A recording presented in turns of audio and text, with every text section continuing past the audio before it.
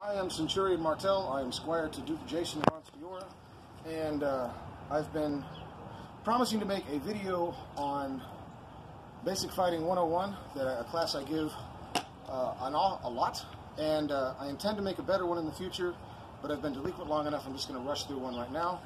This is not necessarily the most advanced fighting techniques we can use, but these are building blocks with which you can build your game to higher levels. So first thing I do when I'm looking at training up a new fighter is I want to simplify the number of things they have to think about. So what I do is I first divide the body into 4 quadrant areas. So if you draw a line right here and right here, we have upper area, another upper area, lower area, lower area. And you have 4 areas with which you have to worry about. And so first thing I do is think about blocks. So in an A-frame or a boxer style stance, your shield side blocks with a small shield are going to be, so like if there's a leg shot coming, you can drop the shield, but that opens up your head. So you kind of do a little bit of a dump block to protect yourself over here. Let me grab another shield and I will show you another way you can do this. Okay. So slightly larger shield. This is I believe this comes from Brannos. Again, if you can find better videos, please learn from them. I'm a mid-level fighter at best. So with a larger shield, a lot of what I'll do is my initial instinct, no matter what's coming on this side, if it's lower, is I'll duck into my shield.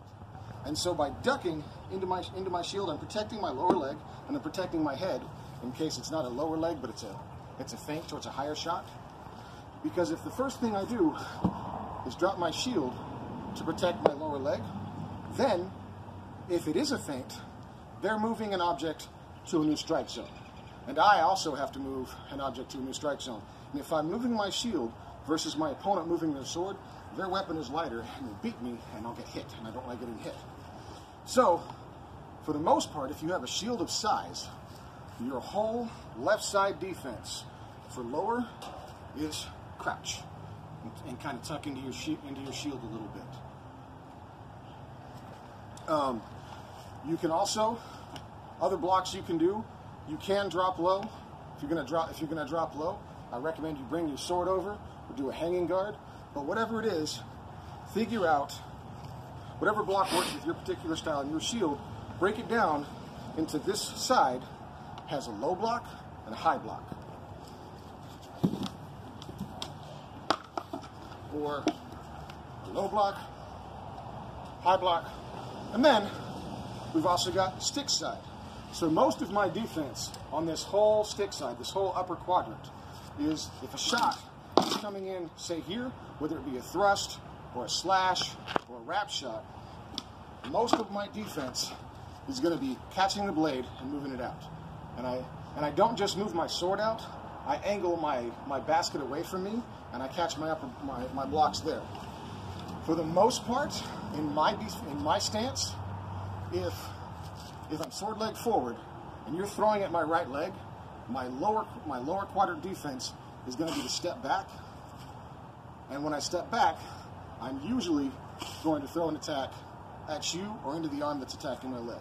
So from my stance, in my basic fighting, I've got a lower block, an upper block, or an upper block, depending on where my sword started, an upper block, and my lower defense, my lower sword side defense, is throwing a shot.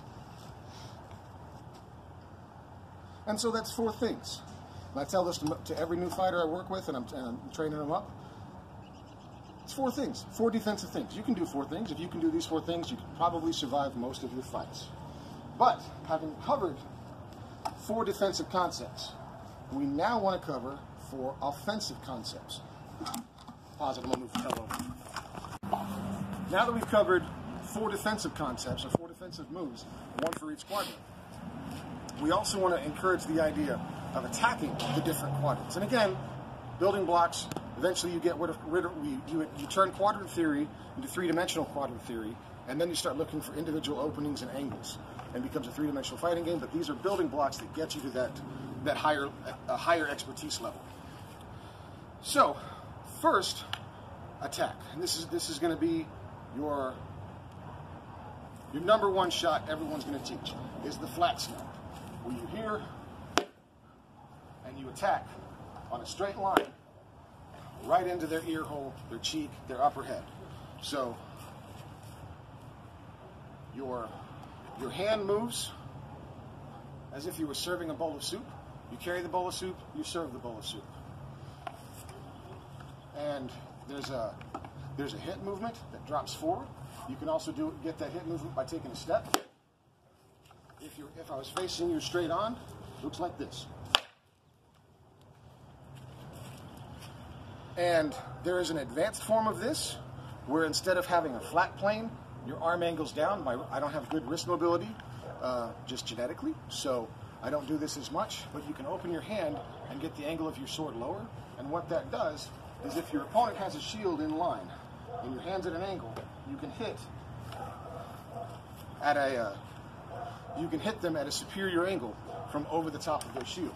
So rather than hitting flat like this, I'm hitting at an angle like that.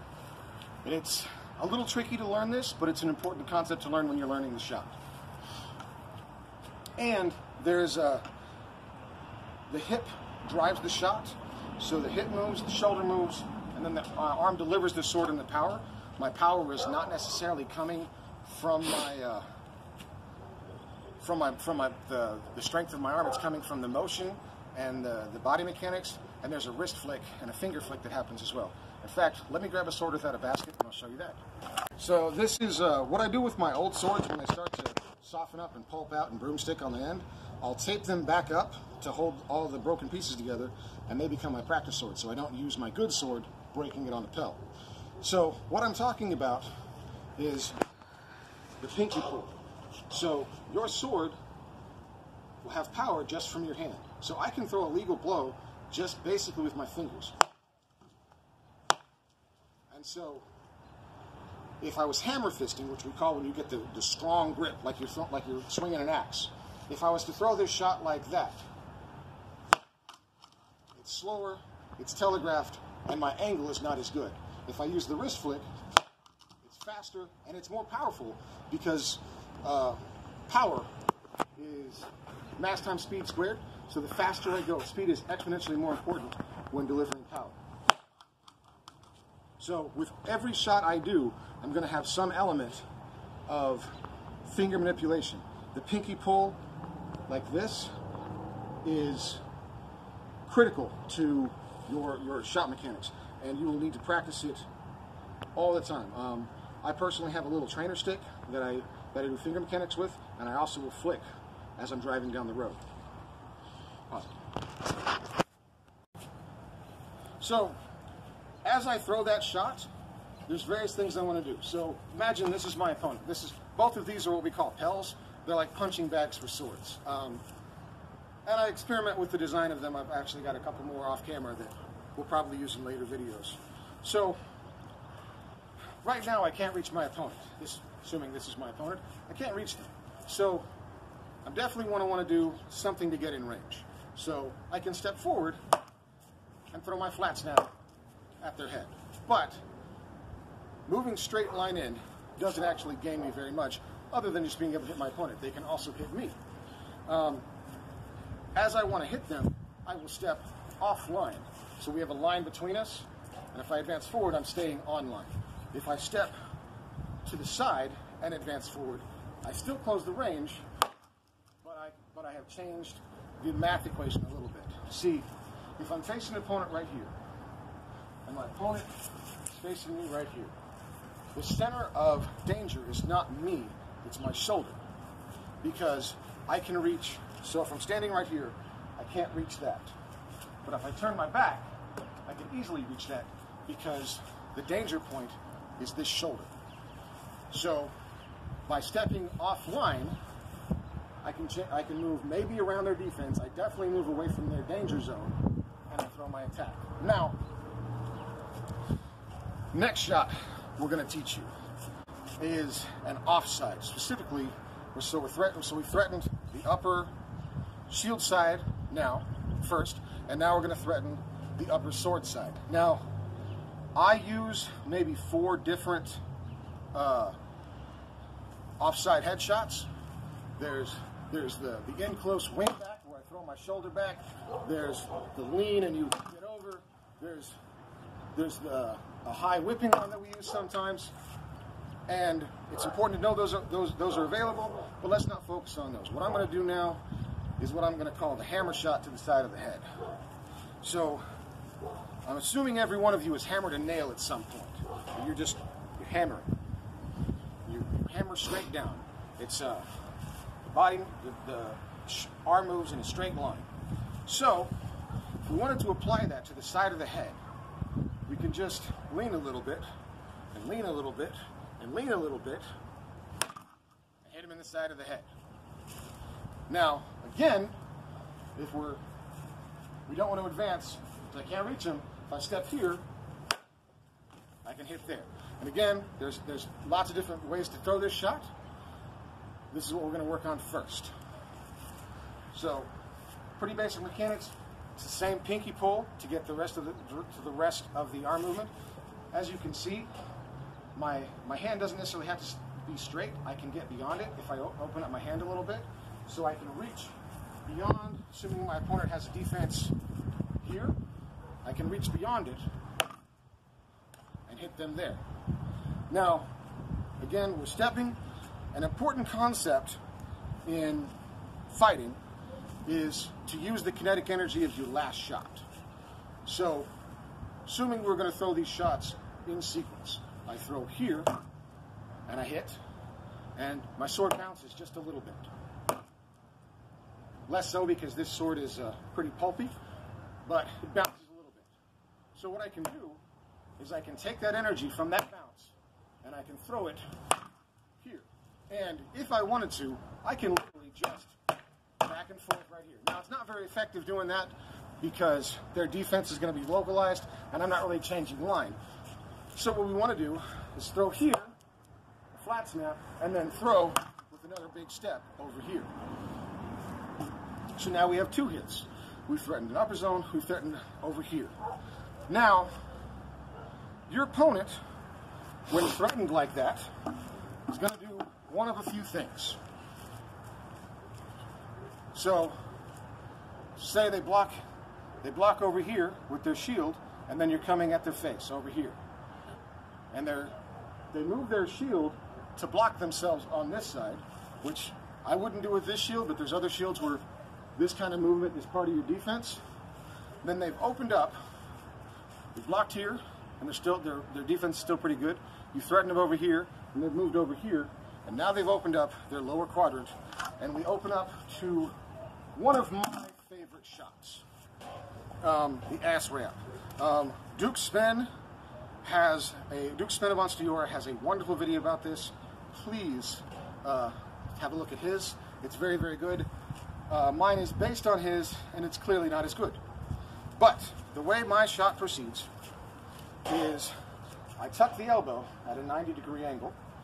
So 90 degree, tuck it into my body, as if I'm making an outward block. I take a step forward, or if you want to throw this as an opener and your right leg forward, you can stutter step forward. I drop my shoulder in and move my hips in, and then I bring the sword around. I do not throw it flat line. I bring it straight, almost a little bit out, not straight line, but kind of at a, no, that angle, not 45, not quite 45. And then I bring it in, and my elbow, I don't actually force my elbow to move, because forcing your elbow to move causes a lot of torsion on the wrist or tension on the joint. And so when the elbow starts to want to go out, I just let it go out. It happens naturally. And so it looks like this. I'll try and do it in slow motion. So I step forward, bring my shoulder forward, and I hit the back of the leg. And I'm hitting with the false edge. On my sword that has lines on it, you can see a little better. We have the true edge or the false edge, or front edge, back edge, thumb lead, So when I throw this shot, I step forward and I hit with the back edge. So, going back to our combination shot, if you will, we throw a flat snap with a step offside. We throw a crossover, offside face with a step offside. And in this theory, they've moved their shield over, and so we step back and throw the ass wrap. And one of the reasons I teach this shot, it's a little bit advanced, is it becomes the basis for so much else. Thumb lead shots, false head shots are huge. So I will throw this, and basically with the same mechanics, I'll throw it at the arm, I'll throw it at the head, I'll even throw it at the offside head. And it's critical because a flat line shot, even if you can break the wrist over, doesn't get much more straight line, slightly angled. But a wrap shot, I can throw at an incredible angle. So I can throw this. Sorry, I'm getting too close.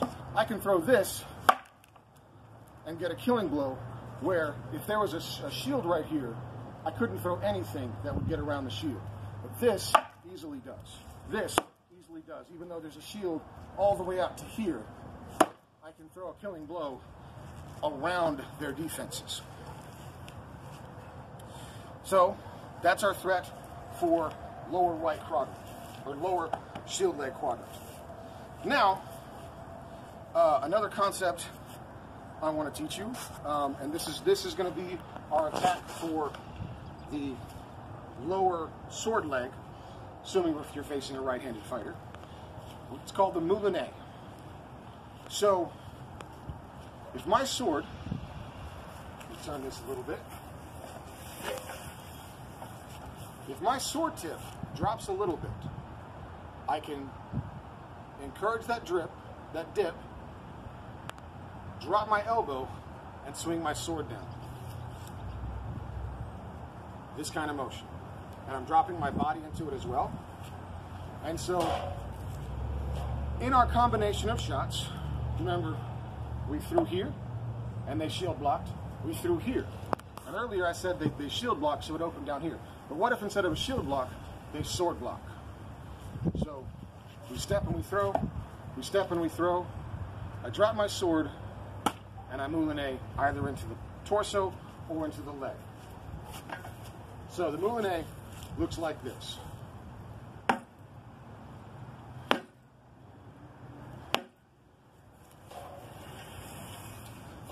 So, combination shots, which I am teaching you a combo. In my opinion, and this is not universally shared, in my opinion, combination shots are a good starter. They're a good building block that will get you to advanced levels in shorter order and will teach you the speed at which you need to fight. Most advanced fighters might fall for a combination shot once, and then they'll remember it forever. And so, a lot of your knights, especially your royal family, if they see that you throw this, then this, then this, their defense will be something really nonchalant. They've seen that 1,000 times, they don't care. They know it's coming. But I think it is a good building block, and it gets you there faster. So, combination we're teaching. We step offside and throw the flat side. We step onside and throw a crossover. They sword block out, and you moulinet into a killing blow. If you wanted to throw this shot as an opener, you can drop and throw it that way. You can also, assuming I want to hit right here, and I'm in an A-frame, I can angle my shield so that I'm targeted. This line is targeted right there. It's not quite a moulinet at this point, but I can make my cover for my head. I throw the shot, and if I'm on my game and doing it properly, not like I just did, I'll bring it over and I'll cover at least one eye.